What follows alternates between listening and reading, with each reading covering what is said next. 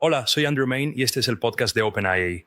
En este episodio vamos a conversar con el cofundador y presidente de OpenAI, Greg Brockman, y con el líder de ingeniería de Codex, Teivo Soko.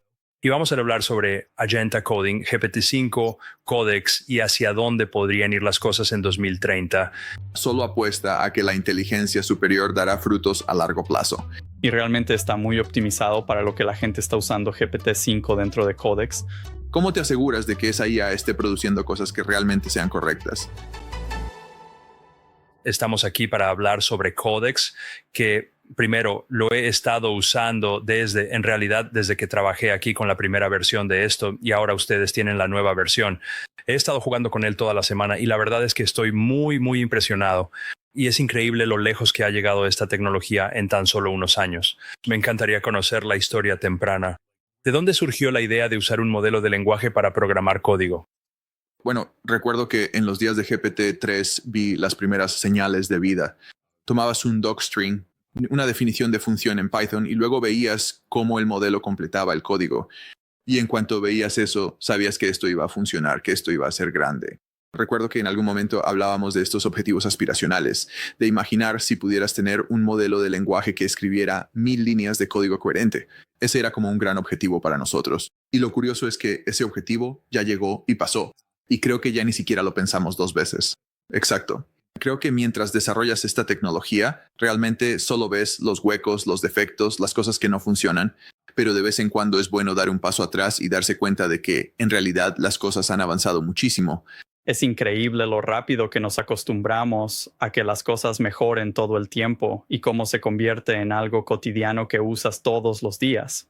Y luego piensas que hace apenas un mes esto ni siquiera era posible. Y esto sigue ocurriendo. Creo que es bastante fascinante lo rápido que los humanos se adaptan a las cosas nuevas. Ahora, una de las dificultades que siempre hemos tenido es la cuestión de si debemos profundizar en un dominio, porque realmente estamos aquí por la G, por la inteligencia general artificial. Así que, en primer lugar, nuestro instinto es simplemente seguir adelante, mejorando todas las capacidades al mismo tiempo. La programación siempre ha sido la excepción a eso. Realmente tenemos un programa muy diferente que usamos para enfocarnos en datos de código, en métricas de código, en tratar de entender realmente cómo funcionan nuestros modelos con el código. Y hemos empezado a hacer eso en otros dominios también. Pero para la programación y la codificación, ese ha sido un enfoque muy excepcional para nosotros. Y para GPT-4 realmente produjimos un solo modelo que fue un salto en todos los frentes. Pero en realidad habíamos entrenado el modelo Codex y recuerdo haber hecho como un modelo enfocado en Python. Realmente estábamos de verdad tratando de llevar al máximo el nivel de capacidad de codificación allá por 2021 o así.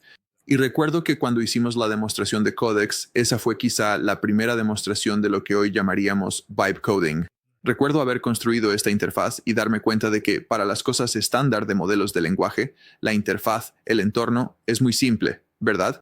Simplemente estás completando algo y bueno, tal vez hay una respuesta o algo así, pero eso es todo. Para la codificación, en realidad, este texto cobra vida, ¿no? Necesitas ejecutar lo que esté conectado a herramientas, todas esas cosas. Y entonces te das cuenta de que el entorno es casi tan importante para hacer que este modelo sea utilizable como la propia inteligencia. Supimos eso desde ese momento. Y ha sido interesante ver al llegar a modelos más capaces este año que empezamos a enfocarnos no solo en la capacidad bruta como ganar en programación, sino en hacerlo útil. Entrenar en diversos entornos, conectar con cómo la gente lo usará y construir el entorno. Es algo en lo que Teivo y su equipo han trabajado mucho. ¿Podrías explicar qué es un entorno? ¿Qué significa eso en términos sencillos? Sí, es bastante simple. Tienes el modelo y el modelo solo es capaz de recibir entradas y dar salidas, y lo que llamamos el entorno es cómo integramos eso con el resto de la infraestructura para que el modelo realmente pueda actuar sobre su entorno. Así que es el conjunto de herramientas, es la forma en que está en bucle. Así que el bucle de la gente, como lo llamamos, es el bucle de la gente. Y en esencia es bastante simple, pero cuando empiezas a integrar estas piezas y realmente lo entrenas de extremo a extremo, comienzas a ver comportamientos bastante sorprendentes y la capacidad del modelo de realmente actuar y crear cosas en tu nombre, siendo un verdadero colaborador. Así que piénsalo un poco como si el entorno fuera tu cuerpo y el modelo fuera tu cerebro. ¿De acuerdo? Es interesante ver hasta dónde ha llegado, como en los días de GPT-3, donde literalmente tenías que escribir código comentado y decir, por ejemplo, esta función hace esto en Python, pon tu hashtag delante de eso, lo que sea. Y es interesante ver cómo los modelos ahora se han vuelto naturalmente e intuitivamente buenos programando.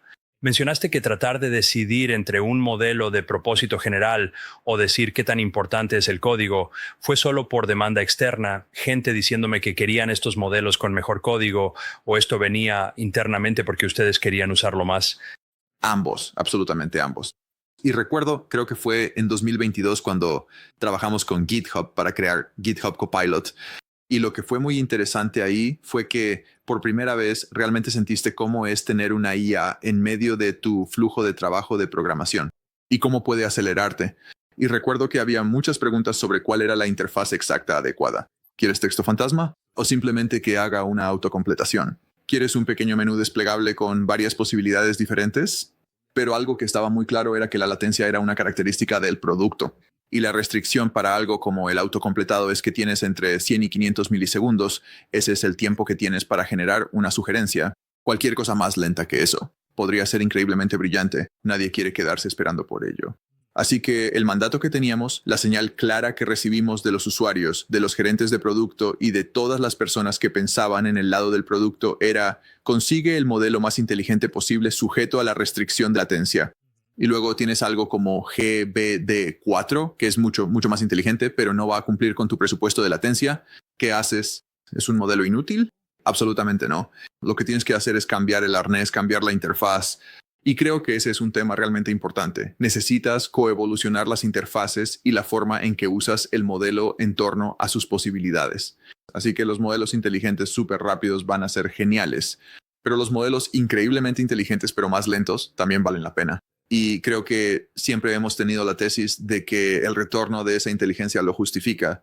Y nunca es obvio en el momento porque simplemente piensas, bueno, va a ser demasiado lento. ¿Por qué alguien querría usarlo? Pero creo que nuestro enfoque siempre ha sido apostar a que la mayor inteligencia dará frutos a largo plazo. Me costaba trabajo entender hacia dónde iba todo eso cuando trabajaba en GitHub Copilot, porque en ese momento estábamos acostumbrados, como dijiste, a pedirle a la herramienta que hiciera algo y que lo completara, y creo que realmente no entendía cuánto más valor se podía obtener al construir un arnés con todas esas capacidades ahí. Y simplemente parecía que todo lo que necesitabas era el modelo, pero ahora te das cuenta de que las herramientas y todo lo demás importan, pueden marcar una gran diferencia. Y mencionaste la idea de las modalidades y ahora tenemos eCodex CLI, así que puedo ir a la línea de comandos, puedo hacer esto. Hay un plugin para VS Code, así que puedo usarlo ahí también. Y además también puedo desplegar cosas en la web y hacer eso. Y no creo que haya comprendido completamente el valor de eso.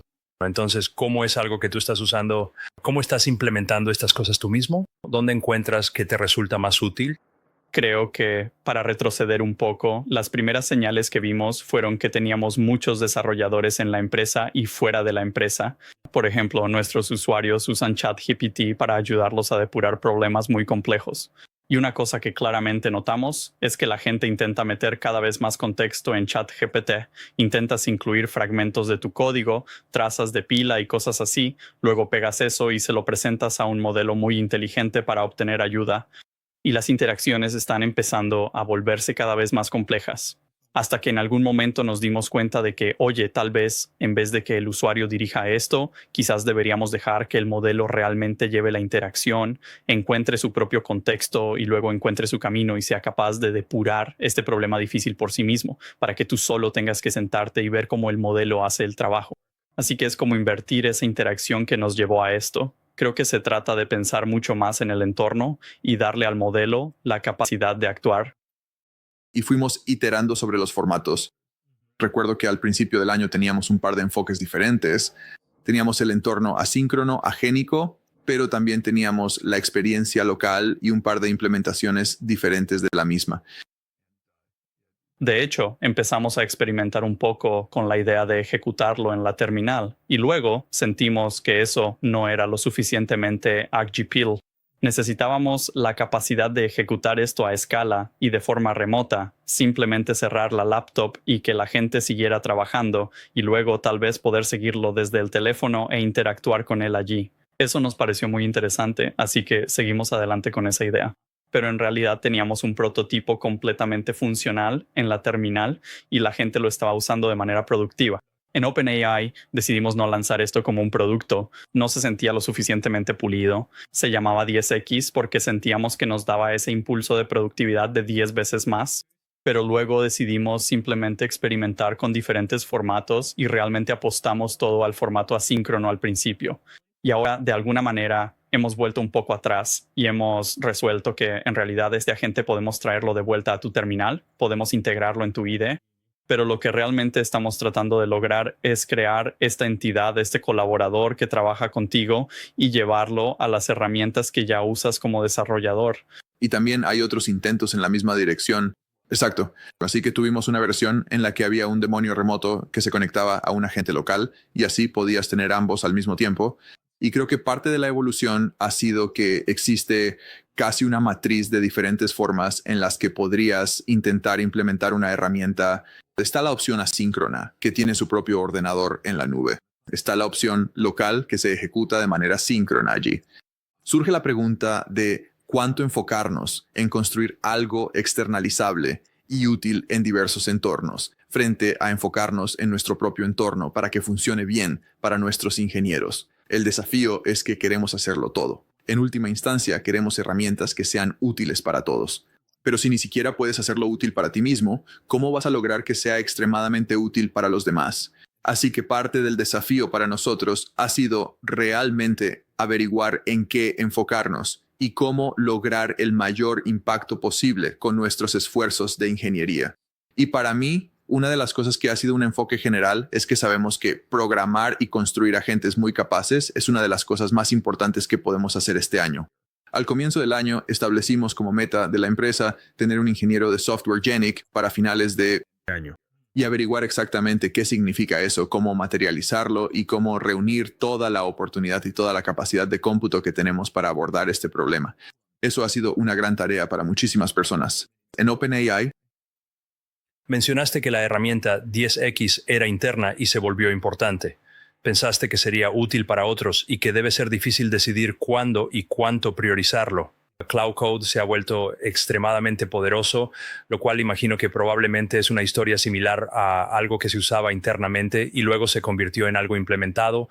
Cuando empiezas a pensar en los siguientes pasos, ¿dónde decides llevarlo después?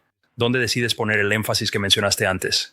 Ahora puedo ejecutar cosas en la nube, ejecutar estas aplicaciones web, hacer este tipo de tareas agénticas, donde me alejo y mi problema es que es una modalidad tan nueva. Es realmente difícil para mí pensar en ello. Pero a veces estas cosas tienen que quedarse un tiempo y la gente las descubre de forma independiente. ¿Y has notado internamente que alguien dice, ahora lo entiendo? yo diría que absolutamente. Creo que desde mi perspectiva sabemos cómo será el futuro a largo plazo. Está muy claro que vas a querer una IA que tenga su propio ordenador, que sea capaz de delegar en una flota de agentes y pueda resolver múltiples tareas en paralelo. Deberías despertarte por la mañana, tomar tu café, responder preguntas para tu agente, como dar alguna revisión diciendo, oh no, esto no era exactamente lo que quería decir. Este flujo de trabajo claramente tiene que suceder, pero los modelos aún no son lo suficientemente inteligentes como para que esta sea la forma en que interactúas con ellos. Así que tener un agente que realmente esté ahí en tu terminal, en tu editor, para ayudarte en la forma en que haces tu trabajo, que se parece mucho a cómo lo hacías hace un año, eso también es el presente. Así que creo que la forma en que lo hemos visto es que casi estamos difuminando, aquí está cómo se ve el futuro. Pero tampoco podemos abandonar el presente y dejar de pensar en cómo incorporar la IA en la revisión de código y cómo hacer que aparezca de manera proactiva y realice tareas útiles para ti. Y luego tienes un desafío completamente nuevo. Si tienes muchas más solicitudes de extracción, ¿cómo filtras realmente aquellas que son las que realmente quieres fusionar? Hemos visto oportunidades y cómo la gente cambia su desarrollo en el entorno abierto e incluso la estructura de su código. Sí, creo que hay dos cosas al respecto que realmente se combinan y significan que este es el punto en el que estamos hoy. Una es que la infraestructura es difícil y nos encantaría que todo el código, los TS y los paquetes de todos fueran perfectamente contenedorizables para poder ejecutarlos a escala. Ese no es el caso. La gente tiene configuraciones muy completas y complejas que probablemente solo funcionan en su propio portátil. Y queremos poder aprovechar eso y encontrarnos con las personas donde están para que no tengan que configurar cosas específicamente para Codex. Eso te da un punto de entrada muy sencillo para experimentar lo que un agente de codificación muy potente puede hacer por ti. Y al mismo tiempo nos permite experimentar con cuál es la interfaz adecuada. Hace 6 meses no estábamos jugando con este tipo de herramientas y todo esto es muy nuevo y está evolucionando rápidamente. Y tenemos que seguir iterando aquí e innovando en cuál es la interfaz adecuada y por qué es la mejor manera de colaborar con estos agentes. Y sentimos que aún no lo hemos perfeccionado. Eso va a seguir evolucionando. Pero llevarlo a una configuración cero, extremadamente fácil de usar desde el primer momento, permite que muchas más personas se beneficien y experimenten con ello. Y para que nosotros recibamos retroalimentación y podamos seguir innovando, eso es muy importante. Recuerdo que a principios de año hablaba con uno de nuestros ingenieros, a quien considero realmente fantástico, y él decía que ChatGPT teníamos esta integración donde podía ver automáticamente el contexto en este terminal. Y él decía que es transformador porque ya no tiene que copiar y pegar los errores. Simplemente puede decir al instante, oye, ¿cuál es el error? Y simplemente se lo diría. Y fue genial. Exacto. Y te das cuenta de que fue una integración que nosotros construimos y que resultó tan transformadora. No se trataba de un modelo más inteligente. Y creo que algo en lo que es muy fácil confundirse es enfocarse únicamente en una de estas dimensiones y preguntarse, ¿cuál es la que importa? Porque la respuesta es que en realidad ambas importan. Y la manera en que siempre he pensado sobre esto, recuerdo cuando lanzamos la API originalmente en 2020, es que hay 2 dimensiones que hacen que una IA sea deseable. Está la inteligencia, que puedes considerar como un eje, y luego está la conveniencia, que puedes pensar en términos de latencia, de costo o de las integraciones disponibles para ella. Y hay una región de aceptación en la que, si el modelo es increíblemente inteligente pero tarda como un mes en ejecutarse o algo así, aún podrías considerarlo. Si lo que va a generar es un código sumamente valioso o la cura para cierta enfermedad o algo por el estilo, está bien, vale la pena. Si el modelo no es tan inteligente, no es tan capaz, entonces todo lo que quieres es autocompletar. Así que tiene que ser increíblemente conveniente. 0 carga cognitiva para que pienses en lo que está sugiriendo, ese tipo de cosas. Y donde estamos ahora, por supuesto, es en algún punto del espectro. Ahora tenemos modelos más inteligentes que son razonablemente menos convenientes que el autocompletado, pero aún más convenientes que tener que sentarte y esperar un mes para que aparezca la respuesta. Así que creo que muchos de nuestros desafíos consisten en averiguar cuándo invertir en llevar esa conveniencia hacia la izquierda, cuándo invertir en aumentar la inteligencia, y es un espacio de diseño enorme. Eso es lo que lo hace divertido.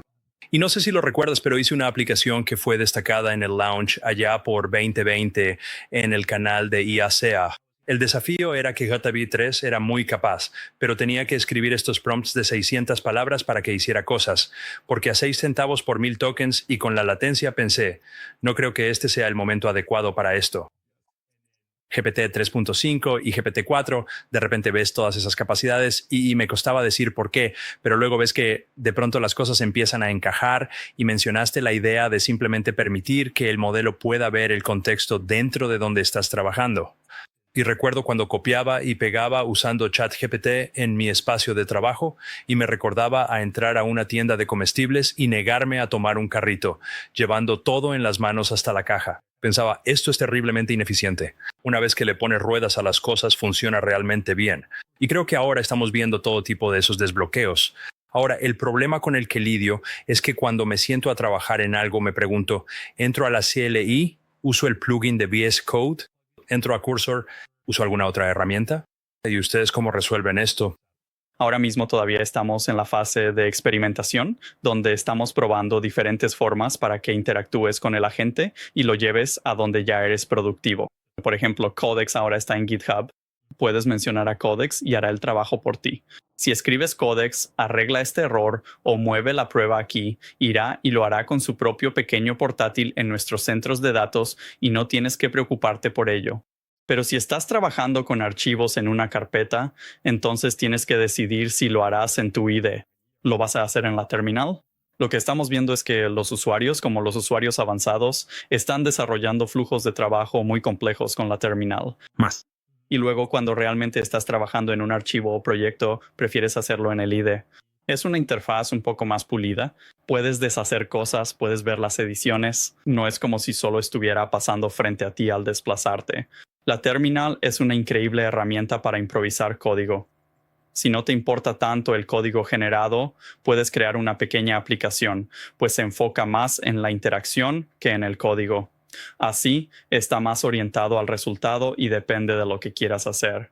Pero todavía estamos en una fase muy experimental en este momento y estamos probando diferentes cosas. Y creo que va a seguir así por un tiempo. Sí, estoy muy de acuerdo con eso. Y también creo que gran parte de nuestra dirección será una mayor integración entre estas cosas, porque las personas son capaces de usar múltiples herramientas. Ya tienes tu terminal, tu navegador, la interfaz web de GitHub o el repositorio en tu máquina local. Cada una de estas es algo que la gente ha aprendido más o menos cuándo es apropiado usar qué herramienta. Y creo que porque estamos en esta fase de experimentación, estas cosas pueden sentirse muy dispares y muy diferentes. Y tienes que aprender una nueva serie de habilidades y las posibilidades que ofrece la herramienta relevante. Y creo que a medida que iteramos, gran parte de nuestra responsabilidad es pensar realmente en cómo encajan todas estas cosas. Y entonces puedes empezar a verlo, ¿verdad? Con la extensión Codex ID que permite ejecutar tareas de Codex de forma remota. Y creo que en última instancia nuestra visión es que debería haber una IA que tenga acceso a su propia computadora, a sus propios clústeres, pero que también pueda observar lo que haces. También pueden venir y ayudarte localmente. Y estas no deberían ser cosas distintas. Exacto. Y es como si fuera una sola entidad de codificación que está ahí para ayudarte y colaborar contigo. Cuando colaboro con Greg, no me quejo de que a veces estés en Slack, a veces te habla en persona, A veces puedes participar. a veces interactúas a través de una revisión en GitHub. Esto parece muy natural cuando interactúas con otros humanos y colaboradores. Y así es también como estamos pensando en Codex como una entidad agente que realmente está diseñada para potenciarte cuando intentas lograr cosas. Así que hablemos de algunas de las formas de usarlo, como Agents MD. ¿Quieres explicar eso? Sí, Agents MD es un conjunto de instrucciones que puedes darle a Codex y que vive junto a tu código para que Codex tenga un poco más de contexto sobre cómo navegar mejor el código y cumplir las tareas. Hay dos cosas principales que es útil poner en Agents MD y que hemos visto que ayudan. Es como un mecanismo de compresión en el que es un poco más eficiente para el agente leer Codex MD en lugar de explorar toda la base de código y luego preferencias que en realidad no están claras en la propia base de código, donde podrías decir, en realidad las pruebas deberían estar aquí o me gusta que las cosas se hagan de esta manera en particular. Y esas dos cosas, las preferencias y luego explicarle a la gente cómo navegar la base de código de manera efectiva, son cosas muy útiles para tener en Agents MD. Sí, y creo que aquí hay algo profundamente fundamental sobre cómo te comunicas con un agente. No hay contexto sobre lo que quieres, cuáles son tus preferencias, y tratar de ahorrarle un poco de ese proceso de adaptación que requeriría un humano. Hacemos esto para los humanos. Nosotros escribimos README MDS y esto es solo una convención para el nombre de un archivo que un agente debería ir a consultar. Pero también hay algo puntual en el tiempo, y es que los agentes ahora mismo no tienen una gran memoria. Es como si ejecutaras tu agente por 10ª vez. Realmente se ha beneficiado de las 9 veces anteriores en las que resolvió un problema difícil para ti. Así que creo que tenemos una verdadera labor de investigación por delante para pensar en cómo tener memoria. Cómo lograr que un agente realmente explore tu base de código y la comprenda profundamente y luego sea capaz de aprovechar ese conocimiento. Y este es uno de los ejemplos, entre muchos, donde vemos grandes oportunidades en el horizonte para futuras investigaciones. Progreso. Ahora es un entorno muy competitivo. Hubo un momento en que OpenAI apareció de la nada para mucha gente y de repente estaba GPT-3, luego llegó GPT-4 y después creo que Anthropic está construyendo grandes modelos y Gemini de Google se ha vuelto realmente bueno. ¿Cómo ven ustedes el panorama? ¿Cómo ven su posición en ese contexto? Quiero decir, creo que todavía hay mucho progreso por lograr. Me concentro un poco menos en la competencia y un poco más en el potencial. Porque comenzamos OpenAI en 2015 pensando que la AGI iba a ser posible quizá antes de lo que la gente cree. Y solo queremos ser una fuerza positiva en la manera en que esto se desarrolle. Realmente pensar en qué significa eso, intentar conectar eso con la ejecución práctica ha sido gran parte de la tarea.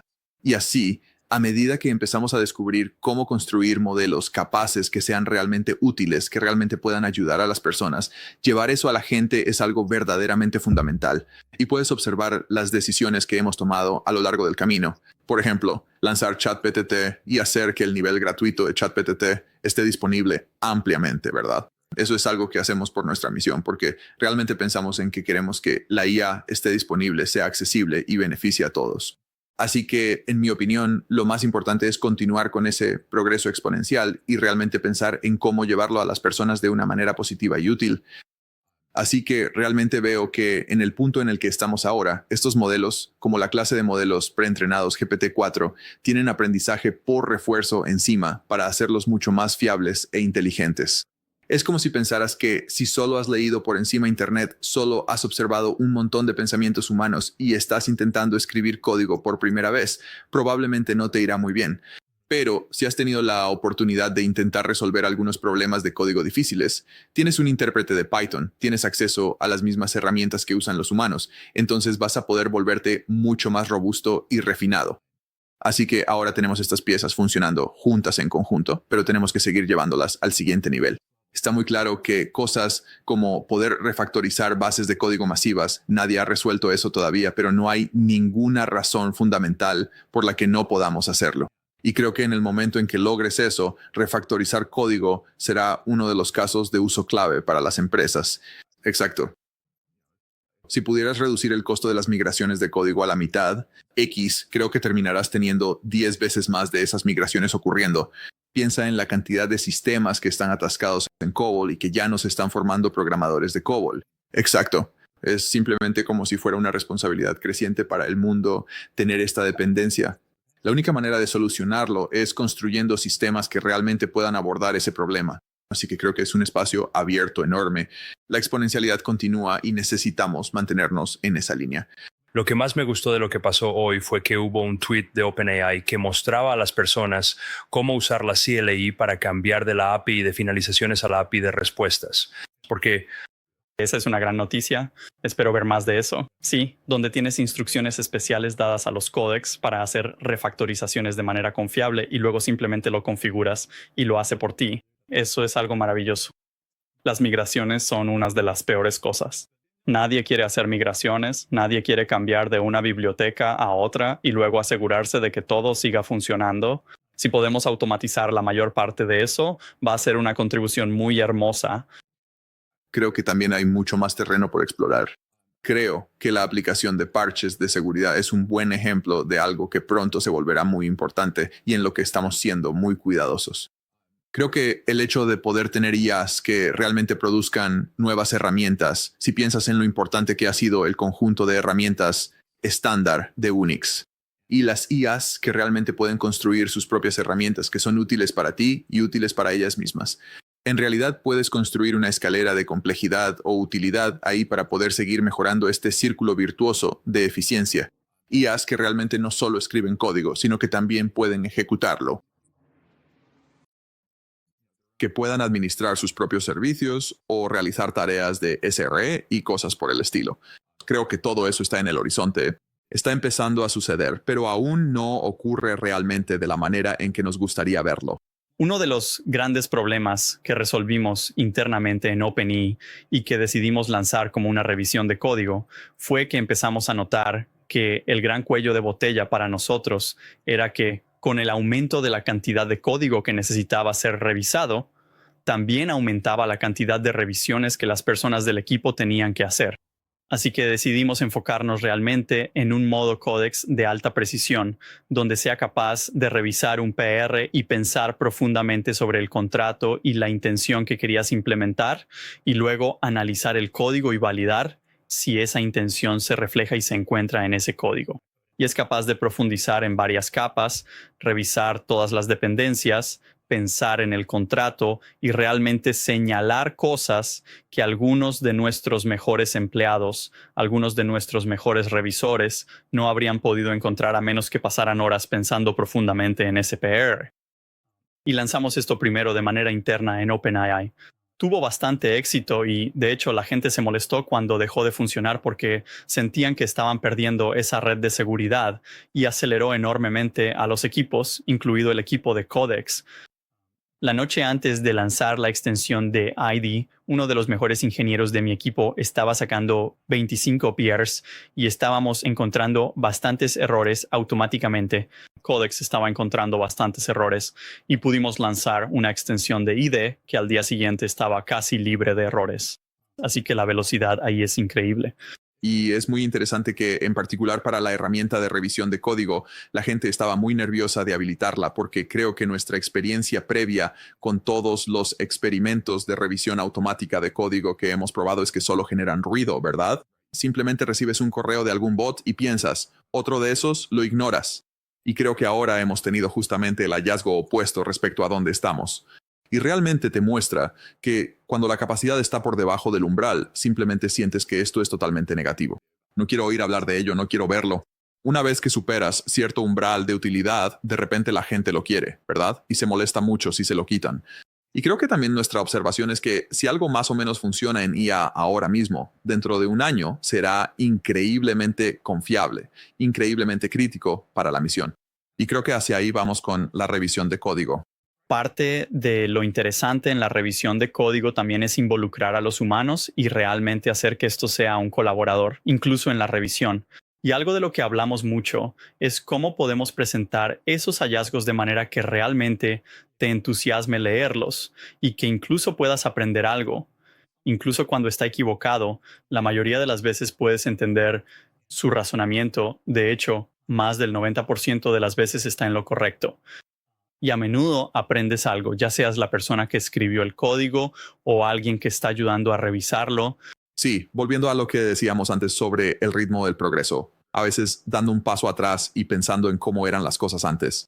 Recuerdo que tanto para GPT-3 como para GPT-4 nos centramos realmente en el problema de la duplicación. ¿Recuerdas si la IA decía algo incorrecto y tú le señalabas el error? Oh, discutiría contigo. Oh, Sí, trato de convencerte de que estaba bien, como si ya hubiéramos superado ese punto, que es el problema central. Estoy seguro de que ocurre en algunos casos límite poco comunes, igual que les pasa a los humanos, pero realmente es asombroso ver que estamos en un nivel donde, incluso cuando no acierta del todo, resalta cosas que importan. Tiene ideas bastante razonables. Y sí, siempre salgo de estas revisiones de código pensando, vale, sí, es un buen punto. Debería estar pensando en eso. ahora bien, vamos a lanzar próximamente GPT-5 y al momento de grabar este podcast ya tenemos disponibles los códex de GPT-5. Lo cual nos tiene tremendamente emocionados. Muy emocionados. ¿Por qué debería emocionarme por esto? Caballeros, véndanme esta idea. GPT-5 Codex es una versión de GPT-5 que hemos optimizado para Codex y hablamos sobre el harness, así que está optimizado para el harness. Realmente lo consideramos como un solo agente, donde acoplas el modelo muy estrechamente al conjunto de herramientas y así puede ser aún más confiable. Una de las cosas que muestra este modelo es la capacidad de continuar durante mucho más tiempo y realmente tener esa perseverancia que necesitas en tareas complejas de refactorización. Pero al mismo tiempo para tareas simples en realidad responde mucho más rápido y es capaz de contestar sin pensarlo demasiado. Así que es como, un gran colaborador donde puedes hacer preguntas sobre tu código, encontrar dónde está ese fragmento de código que necesitas cambiar o entender mejor el plan. Pero al mismo tiempo, una vez que lo dejas trabajar en algo, puede hacerlo durante un periodo de tiempo muy, muy largo. Lo hemos visto funcionar internamente hasta 7 horas en refactorizaciones muy complejas. No hemos visto que otros modelos hagan eso antes. Y también hemos trabajado muchísimo en la calidad del código y está realmente optimizado para lo que la gente está usando GPT-5 dentro de Codex 4. Entonces, cuando hablas de trabajar durante más tiempo y dices que funcionó hasta 7 horas, no solo te refieres a eso. Sigue poniendo las cosas en contexto, realmente está tomando decisiones, decidiendo qué es importante y avanzando. Sí, así que imagina una refactorización realmente complicada. Todos hemos tenido que lidiar con esas situaciones en las que decides que tu base de código es insostenible. Para avanzar, necesitas hacer cambios. Haces un plan y dejas que el modelo GPT-5 Codex se encargue, el cual resolverá los problemas, hará que las pruebas pasen y terminará la refactorización. Esto es una de las cosas que hemos visto hacer por hasta 7 horas. ¡Wow! Lo que me parece tan notable es que la inteligencia central de estos modelos es claramente tan asombrosa. Bien, creo que incluso hace 3 o 6 meses nuestros modelos eran mejores que yo a la hora de navegar nuestra base de código interno para encontrar una pieza específica de funcionalidad. Y eso requiere algo realmente sofisticado. Vas a tener que... ¿Dejarse llevar? O quizás digas, Greg, lo siento. Lo que pasa es que puedo hacer más. Es como si lo que quisiera hacer con mi tiempo fuera lo que quiero que la gente me conozca, como poder encontrar funcionalidad, base de código, absolutamente no. Bien, no es así como defino mi valor como ingeniero, ni en qué quiero invertir mi tiempo como ingeniero. Y ahora creo que eso para mí es el núcleo de todo, ¿verdad? Que existe esta inteligencia asombrosa y que, ante todo, puede absorber todas las partes mundanas y aburridas. Y, por supuesto, también hay algunas partes divertidas, ¿cierto? Como creo que realmente hay que pensar en la arquitectura de las cosas. Es un gran compañero, pero yo decido cómo gasto mi tiempo. Bien. Y me pongo a pensar en cuántos de estos agentes quiero que se ejecuten en qué tareas y cómo desgloso las cosas. Así que lo considero como una forma de aumentar las oportunidades para los programadores. Y soy un usuario de Emacs de pies a cabeza. Comencé a usar Versus Code y Cursor y Windsor RF y estas cosas. En parte para probar cosas, pero en parte porque me gusta la diversidad de herramientas diferentes, pero me resulta muy difícil salir de mi terminal. Wow. Entonces, ya sabes, he descubierto que ahora estamos por encima del umbral en el que realmente me encuentro extrañándome. Estoy haciendo alguna refactorización. Me pregunto por qué estoy escribiendo esto correctamente. ¿O es como si estuvieras tratando de recordar exactamente la sintaxis de algo específico o como si estuvieras tratando de hacer cosas muy mecánicas? Lo que quiero es que un pasante haga el trabajo. Pero ahora tengo eso en mi terminal y creo que es realmente asombroso que estemos en el punto en el que tienes esta inteligencia central y puedes elegir cuándo y cómo usarla. Por favor, añade también Whisper a la extensión, porque ahora me encanta hablarle al modelo y decirle que haga cosas. Sí, deberías poder hacer videollamadas con tu modelo. Nos estamos acercando a tener un verdadero compañero de trabajo. Bueno, sí, hablemos del futuro. ¿Hacia dónde ves que se dirige esto? ¿Qué es lo emocionante que ves en el futuro de los agentes? ¿Cómo vamos a estar usando estos sistemas? Tenemos una fuerte convicción de que el camino hacia el que esto se dirige es hacia grandes poblaciones de agentes en algún lugar de la nube, que nosotros como humanidad, como personas, equipos, organizaciones, supervisamos y dirigimos para producir un gran valor económico. Así que si avanzamos un par de años desde ahora, así es como se va a ver. Serán millones de agentes trabajando en nuestros centros de datos y en los de las empresas para realizar trabajos útiles. Ahora la pregunta es, ¿cómo llegamos allí de manera gradual y cómo experimentamos con el formato y los patrones de interacción adecuados aquí? Una de las cosas que es increíblemente importante resolver es la seguridad, protección y alineación de todo esto para que los agentes puedan realizar trabajos útiles, pero de manera segura. Y siempre puedes mantener el control como operador, como ser humano.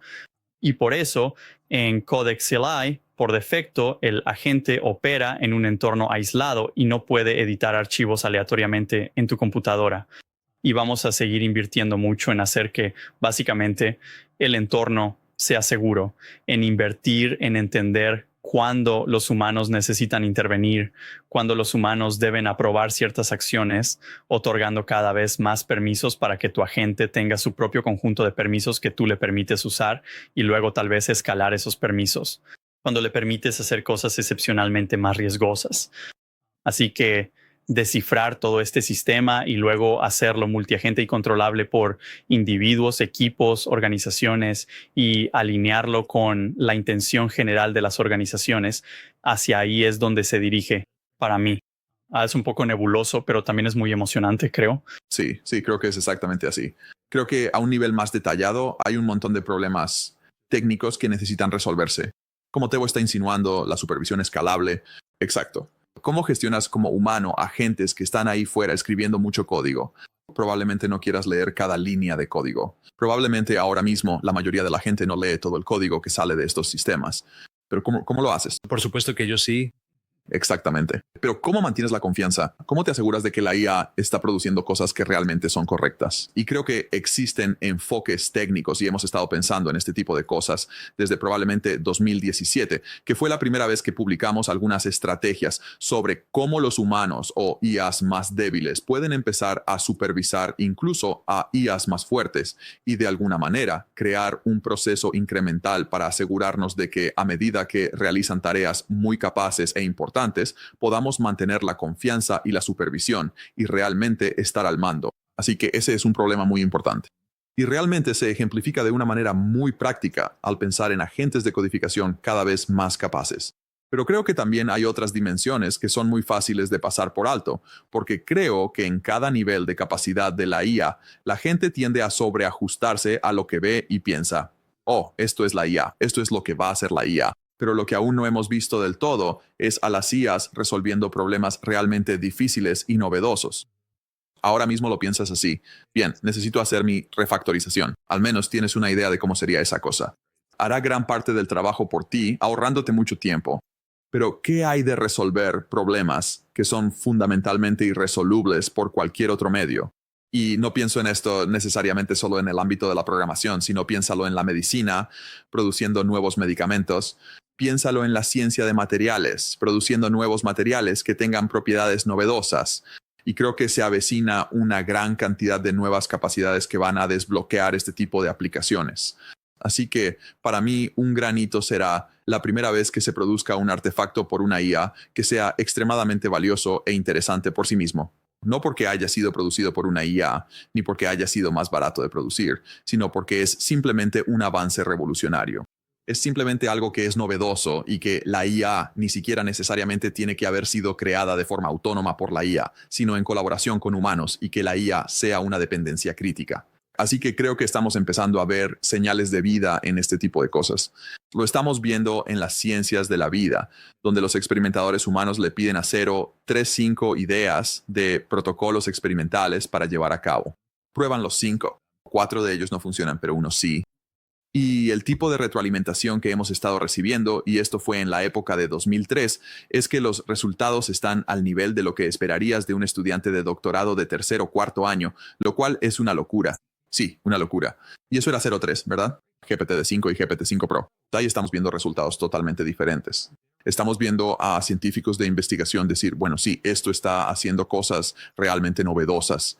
Y a veces, de nuevo, no es solo que por sí solo resuelva estas grandes teorías, sino que en conjunto y en colaboración puede ir mucho más allá de donde un analista humano podría llegar. Y para mí, eso es una de las cosas críticas en las que debemos seguir insistiendo y hacerlo bien.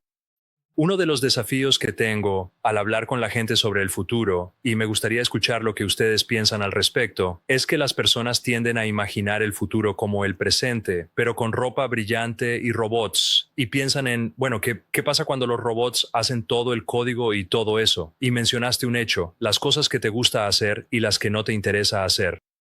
¿Dónde estamos en 2030? ¿Cómo se ve GPT-3 hace 5 años, ahora, dentro de 5 años? 2030. No teníamos estas herramientas hace 6 meses. Así que es difícil imaginar exactamente cómo será la situación dentro de 5 años. Pero una cosa que voy a sacar a la luz hace 5 años con este podcast, y será como dijiste esto. Bueno, tu agente lo hará por ti. Sí, es bueno. Así que una cosa importante es que las piezas de código que son infraestructura crítica y que sustentan la sociedad, necesitamos seguir entendiéndolas y tener las herramientas para comprenderlas. Y por eso también estábamos pensando en la revisión de código. Y la revisión de código debería ayudarte a entender ese código y, como compañero de equipo, ayudarte a profundizar en el código escrito por otra persona, potencialmente con ayuda de la IA. Y de hecho yo diría que ya tenemos un problema porque hay mucho código ahí fuera que no es necesariamente seguro, ¿verdad? Esto pasa todo el tiempo. Recuerdo Heartbleed, creo que fue hace casi 12 años o algo así. Una vulnerabilidad crítica en una pieza clave de software utilizada en todo Internet. Y te das cuenta de que eso no es algo único, ¿verdad? Que hay muchas vulnerabilidades ahí fuera que nadie ha encontrado.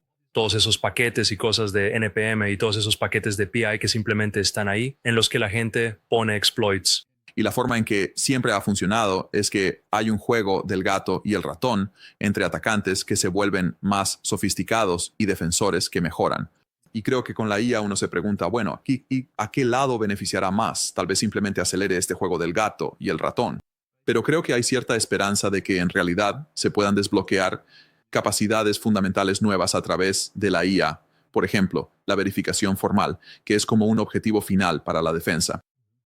Y creo que eso, para mí, es muy emocionante. Pensar no solo en cómo continuar esta especie de carrera interminable, sino en cómo lograr una mayor estabilidad y una mejor comprensión. Y creo que existen otras oportunidades similares para que realmente podamos comprender nuestros sistemas de una manera que en este momento estamos casi al límite de la comprensión humana de los sistemas de software tradicionales que se han construido. Una de las razones por las que construimos Codex es para mejorar la infraestructura y el código en el mundo, no necesariamente para aumentar la cantidad de código en el mundo. Y por eso, este es un punto muy importante porque también ayuda a encontrar errores, a refactorizar, a encontrar implementaciones más elegantes y eficientes que logran lo mismo o incluso son más generales, pero sin terminar necesariamente con 100 millones de líneas de código que no entiendes. Me entusiasma cómo CodeCX puede ayudar a equipos y personas a escribir mejor código y a terminar con sistemas más simples que hacen más por nosotros. Creo que parte de la perspectiva para 2030 es que estaremos en un mundo de abundancia material. Creo que la inteligencia artificial va a hacer que sea mucho más fácil de lo que uno podría imaginar crear cualquier cosa que desees. Y eso probablemente será cierto en el mundo físico, además del mundo digital, de maneras que son difíciles de predecir. Pero creo que será un mundo de absoluta escasez de cómputo.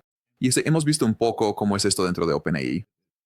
La manera en que diferentes proyectos de investigación compiten por el cómputo, o que el éxito del programa de investigación se determina por la asignación de cómputo, es algo que es difícil exagerarlo. Y creo que vamos a estar en un mundo donde tu capacidad para producir y crear lo que imagines estará limitada en parte por tu imaginación, pero también en parte por la potencia de cómputo que tengas detrás. Así que una de las cosas en las que pensamos mucho es cómo aumentar la oferta de cómputo en el mundo. Queremos aumentar la inteligencia, pero también la disponibilidad de esa inteligencia. Y fundamentalmente es un problema de infraestructura física, no solo un problema de software. Con GPT-5, creo que algo bastante asombroso es que podemos ofrecerlo como parte del Plan Plus gratuito en el Plan Pro. Es como que puedes usar Codec X con tu Plan Plus. Obtienes GPT-5, la misma versión que recibe todo el mundo, y es como esta inteligencia increíble. Pero el modelo también es increíblemente rentable de esa manera. Creo que una de las cosas que realmente me llamó la atención fue que pensé que el modelo era mucho más capaz, pero salió al mismo precio o incluso más barato que el modelo anterior. Y eso fue algo como, wow, esos patrones son geniales. Creo que el grado en que estamos mejorando la inteligencia y reduciendo los precios es algo que es muy fácil pasar por alto, dar por sentado. Pero en realidad es una locura, ¿verdad? Creo que hicimos una reducción de precio del 80% en el 0.3, algo así. Si solo miras tu punto de como 6 centavos por cada 1000 tokens para inteligencia de nivel G3. Sí, un artículo salió donde un periódico se quejaba de que estos modelos de razonamiento son más caros, pero no compararon modelos de razonamiento entre sí en los últimos 6 o 7 meses, ni cuánto más eficientes se han vuelto. Sí, y eso solo va a continuar. En relación con el tema de la escasez de cómputo, algo que a mí me resulta particularmente sugerente es precisamente pensar en el momento actual que estamos viviendo. La gente habla de construir grandes flotas de 1 millón de GPUs, de millones de GPUs, ese nivel de GPUs. Pero si llegamos a un punto que probablemente no está tan lejos en el futuro, en el que vas a querer agentes funcionando constantemente en tu nombre, es razonable que cada persona quiera una GPU dedicada solo para que su agente funcione. Y entonces ahora estamos hablando de casi 10,000 millones de GPUs que necesitamos. Estamos órdenes de magnitud lejos de eso.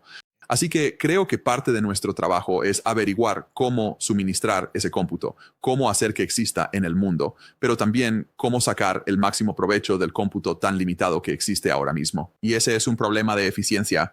También es un problema de aumentar esa inteligencia. Pero sí, creo que está muy claro que hacer esto realidad va a requerir mucho trabajo y mucha construcción. Así que una de las cosas interesantes sobre los agentes y su relación con las GPU y el hecho de que actúen es que resulta muy beneficioso tener una GPU cerca de ti. porque cuando está actuando y realizando 200 llamadas a herramientas en el transcurso de un par de minutos, está haciendo este ida y vuelta entre la GPU y tu portátil, ejecutando esas llamadas, recuperando ese contexto y luego continuando con la reflexión. Y por eso acercar las GPU a las personas, tener las GPU cerca de la gente, también es una gran contribución y realmente aporta beneficios porque reduce enormemente la latencia de toda la interacción y de todo el proceso. Caballeros, la pregunta que surge periódicamente es sobre el futuro, sobre El trabajo sobre todo esto. Número 1, aprender a programar, no aprender a programar. Creo que es un momento maravilloso para aprender a programar. Sí, estoy de acuerdo. Definitivamente hay que aprender a programar, pero también aprender a usar la IA. Para mí eso es lo más importante. Hay algo tremendamente agradable en usar CodeX para aprender un nuevo lenguaje de programación. Muchas personas de mi equipo eran nuevas en Rust y decidimos construir Core, el núcleo del sistema, en Rust. Y ha sido realmente fantástico ver con qué rapidez pueden aprender un nuevo lenguaje simplemente usando CodeX, haciendo preguntas, explorando un lenguaje de programación que no conocen y aún así logrando excelentes resultados. Obviamente, también contamos con ingenieros de recuperación muy experimentados que nos seguirán orientando y garantizarán que mantengamos un estándar alto. Pero es un momento muy divertido para aprender a codificar. Recuerdo que la forma en que aprendí a programar fue mediante doble U3 Schools, tutoriales, PHP, JavaScript, HTML, CSS. Y recuerdo cuando estaba construyendo algunas de mis primeras aplicaciones y trataba de averiguar cómo, y ni siquiera conocía la palabra para eso, serializar datos, ¿verdad? Y se me ocurrió una especie de estructura que tenía una secuencia especial de caracteres que servía como delimitador. ¿Y qué pasaría si realmente tuvieras esa secuencia de caracteres en tus datos? Mejor no hablemos de eso. Por eso tenía que usar una secuencia muy especial. Y este es el tipo de cosas que no vas a encontrar en un tutorial que te advierta sobre este tipo de problemas. Pero en una revisión de código de Codex te dirían, oye, ¿existe la serialización JSON? ¿Por qué no usas esta biblioteca? Absolutamente. Y por eso creo que el potencial para acelerar, para hacer que programar sea mucho más fácil, para que no tengas que reinventar la rueda una y otra vez y que pueda hacer o responder preguntas por ti, es enorme. Ni siquiera sabes que necesitabas preguntar eso. Para mí, esa es la razón por la que creo que es un mejor momento que nunca para construir. he aprendido mucho solo viendo cómo resuelve un problema, he encontrado nuevas bibliotecas, nuevos métodos y cosas así. A menudo me gusta darle una tarea loca, como ¿cómo crearías tu propio modelo de lenguaje con solo 1000 líneas de código y qué intentarías hacer? Y a veces puede que falle, pero entonces ves la dirección que intentó tomar y piensas, oh, ni siquiera sabía que eso existía. Una de las cosas también es que las personas que tienen más éxito programando con IA son aquellas que realmente han estudiado los fundamentos de la ingeniería de software y han establecido el marco adecuado, la arquitectura correcta, han pensado en cómo estructurar su base de código y luego reciben ayuda de la IA, pero siguen ese esquema general. Y eso realmente te acelera y te permite llegar mucho más lejos de lo que podrías si en realidad no entendieras el código que se está escribiendo. Desde que lanzaron esto, desde que pusieron a disposición GPT-5, desde que han podido implementar cosas con Codex, ¿qué han visto en cuanto a tasas de uso? Sí, el uso ha estado explotando. Hemos visto un crecimiento de más de 10 veces en el uso por parte de los usuarios y los usuarios que ya lo estaban usando ahora lo usan mucho más también. Así que estamos viendo un uso más sofisticado y la gente también lo está utilizando durante periodos de tiempo más largos. Ahora hemos incluido los planes Plus y Pro con límites generosos y eso ha contribuido mucho al éxito. Sí, creo que el ambiente, creo que también ha empezado a cambiar realmente a medida que la gente, creo, empieza a darse cuenta de cómo se debe usar GPT-5. Exacto. Creo que tiene un matiz un poco diferente. Creo que tenemos nuestro propio enfoque sobre los arneses y herramientas adecuados y sobre el ecosistema de cómo encajan todas estas cosas. Y creo que una vez que la gente lo entiende, avanzan rapidísimo. Caballeros, muchas gracias por acompañarnos aquí y hablar sobre esto. ¿Algún comentario final? Gracias por invitarnos. Sí, estamos realmente emocionados por todo lo que viene. Creo que tenemos mucho por construir. El progreso sigue siendo exponencial y creo que realmente lograr que estas herramientas sean utilizables y útiles para todos es fundamental para nuestra misión. Sí, gracias por invitarnos. También estoy muy emocionado ahora que tenemos Codex y siguen mejorando Además, estamos avanzando más rápido y construyendo mejores códex cada día. Y personalmente creo que ahora paso más tiempo hablando con Codex que con la mayoría de las personas. Y realmente así es como siento la AGI y espero que más personas puedan beneficiarse de ello.